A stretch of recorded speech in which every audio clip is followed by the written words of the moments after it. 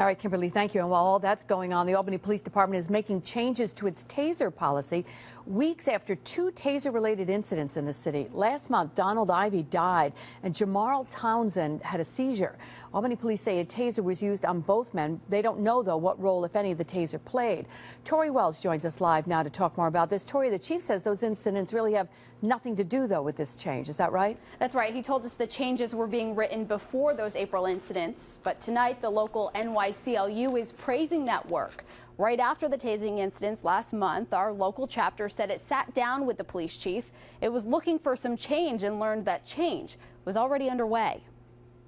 We always have to be willing to change our policies. We always have to be willing to look at what's best. Albany's acting police chief, Brendan Cox, says the department is making changes to its use of force policies, including the Taser. He says these changes don't stem from two Taser-related incidents last month, but have been in the works for about 2 years, based on reports, research, and best practices. Many of those had a common theme. Once you utilize the Taser through 3 cycles for a total of 15 seconds, that you go to an alternate use of force, with some exceptions.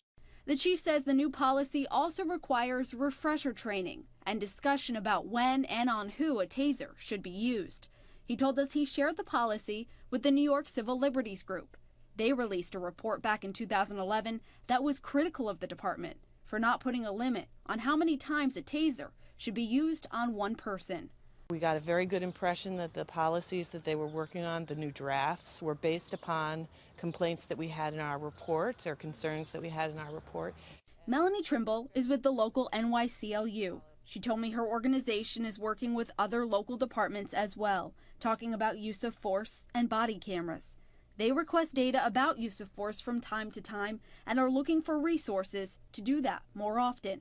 We're looking for it now to try and help departments really avoid any dangerous and lethal problems with the community.